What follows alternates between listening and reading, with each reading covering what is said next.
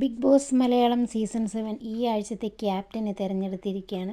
വളരെ രസകരമായിട്ടായിരുന്നു captaincy task എന്തെന്ന് വെച്ചാൽ ഓരോ മത്സരാർത്ഥിക്കും ഒരു ഷേവിംഗ് ഫോമും ഒരു പേപ്പർ ഗ്ലാസും നൽകും. അതിനുശേഷം ഈ ഹൗസിൽ ക്യാപ്റ്റനാവാൻ ഒട്ടും യോഗ്യതയില്ല എന്ന് മത്സരാർത്ഥികൾക്ക് തോന്നുന്ന ഒരാളുടെ മുഖത്ത് ഈ ഷേവിംഗ് ഫോം തേക്കണം. ഷേവിംഗ് ഫോം തേച്ചാൽ മാത്രം പോരാ, അതിൻ്റെ കാരണവും ബോധിപ്പിക്കണം. അങ്ങനെ എല്ലാവരും ഇരുന്ന ശേഷം ടാസ്ക് തുടങ്ങാൻ ബിഗ് ബോസ് നിർദ്ദേശിച്ചു. ഓരോ മത്സരാർത്ഥികളായി ടാസ്ക് തുടങ്ങി. ആദ്യം തുടങ്ങിയത് അനീഷാണ്. അനീഷ് പറഞ്ഞത് ശാരികയെയാണ്. അങ്ങനെ ഓരോരുത്തരും അവർക്ക് അനുയോജ്യരല്ല എന്ന് തോന്നുന്ന ഒരാളെ സെലക്ട് ചെയ്തു. അതിൽ 2 പേർ നമ്മുടെ രേണു സുധിയെയും സെലക്ട് ചെയ്തിരുന്നു. അതിന് കാരണം പറഞ്ഞത് രേണു സുധി ഇന്നലത്തെ ടാസ്കിൽ ഒട്ടും ആക്റ്റീവ് അല്ലായിരുന്നു എന്നാണ്. അങ്ങനെ എല്ലാവരുടെയും ഊഴം കഴിഞ്ഞപ്പോൾ അവസാനം ബിഗ് ബോസ് തീരെ മുഖത്ത് ഫോം തേക്കാത്തവരോട് എഴുന്നേറ്റ് നിൽക്കാൻ പറഞ്ഞു. അതിൽ ശരത്ത്, നമ്മുടെ ഷാനു, ആര്യൻ, ശൈത്യ, നെവിൻ, കലാഭവൻ സരിക എന്നിവരൊക്കെ ഉണ്ടായിരുന്നു. പക്ഷേ ബിഗ് ബോസ് വളരെ രസകരമായിട്ടാണ് ബിഗ് ബോസ് സീസൺ 7 അല്ലേ, 7ൻ്റെ പണിയല്ലേ എന്നും പറഞ്ഞ്